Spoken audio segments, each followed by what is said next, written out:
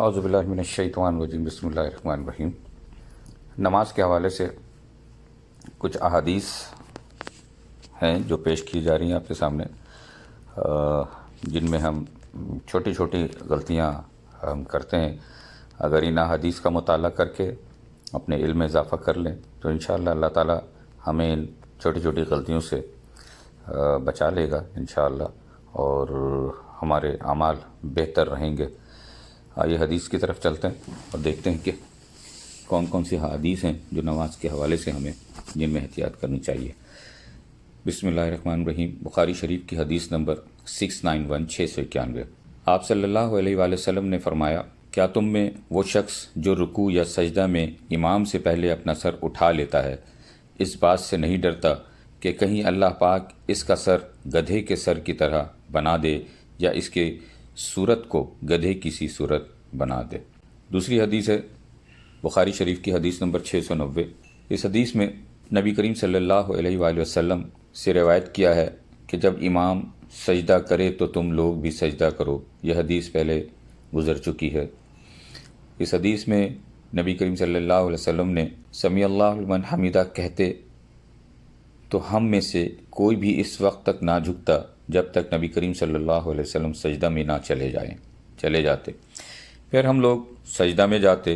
ہم سے ابو نعیم نے بیان کیا، کہا ہم سے سفیان ثوری نے، انہوں نے ابو اسحاق سے جیسے اوپر گزرا۔ نماز کے حوالے سے ایک اور حدیث بخاری شریف کی حدیث ہے، حدیث نمبر 694۔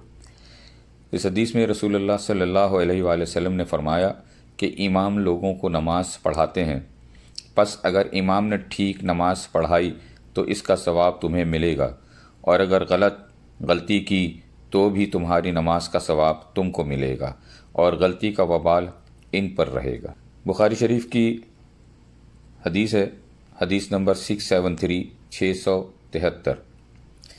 اس حدیث میں نبی کریم صلی اللہ علیہ وآلہ وسلم نے فرمایا کہ جب تم میں سے کسی کا شام کا کھانا تیار ہو چکا ہو اور تکبیر بھی کہی جا چکی ہو تو پہلے کھانا کھا لو اور نماز کے لیے جلدی نہ کرو۔ کھانے سے فراغت کر لو، اور عبداللہ بن عمر رضی اللہ تعالی عنہ کے لیے کھانا رکھ دیا جاتا۔ ادھر اقامت بھی ہو جاتی، لیکن آپ کھانے سے فارغ ہونے تک نماز میں شریک نہیں ہوتے تھے۔ آپ امام کی قرات برابر سنتے رہتے تھے۔ ایک اور حدیث ہے بخاری شریف کی حدیث نمبر 659۔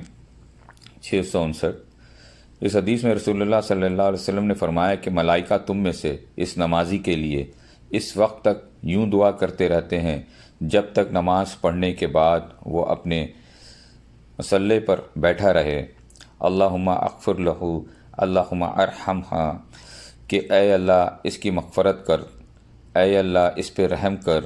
تم میں سے وہ شخص جو صرف نماز کی وجہ سے رکا ہوا ہے، گھر جانے سے سوا نماز کے اور کوئی چیز اس کے لیے مانی نہیں، تو اس کا یہ سارا وقت نماز ہی میں شمار ہوگا۔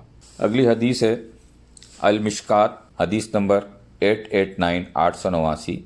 اس حدیث میں بیان کیا گیا کہ برائے بن عازب رضی اللہ تعالیٰ عنہ بیان کرتے ہیں کہ رسول اللہ صلی اللہ علیہ وآلہ وسلم نے فرمایا، جب تم سجدہ کرو تو اپنی ہتھیلیاں جائے نماز پر اور اپنی کوہنیاں زمین سے بلند رکھو۔ گراوی مسلم۔ جزاک اللہ خیر۔